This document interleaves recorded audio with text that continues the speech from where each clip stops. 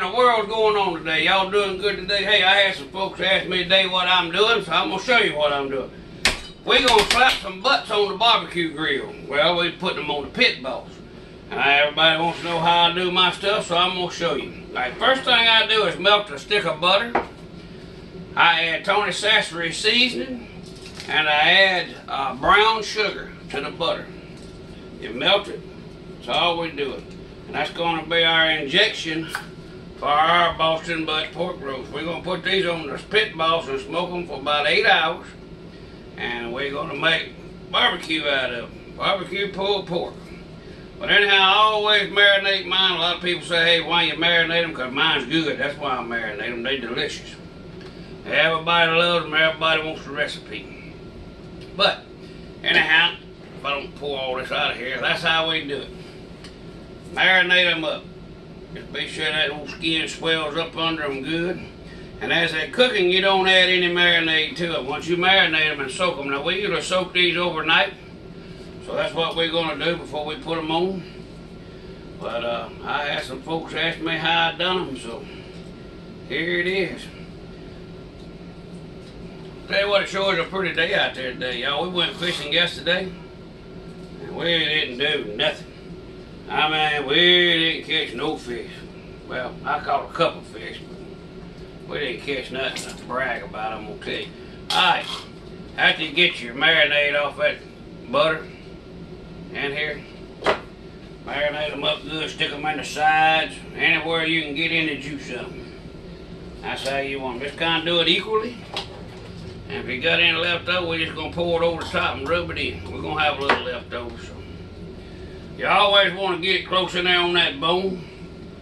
That also helps these things cook evenly. Alright, we got the butter, Tony Sassery, and brown sugar on them, okay?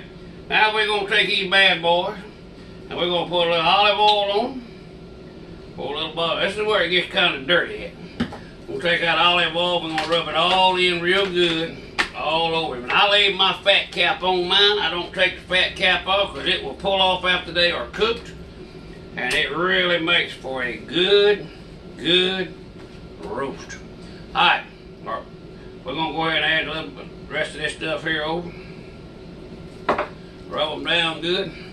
I had somebody went home and made some of these not long ago, and I told them how to do it. Man, they said they was delicious. But you know, you can experiment with that. Now, next thing is honey. Local honey. That's right, local honey all over them. We're going to honey them down real good.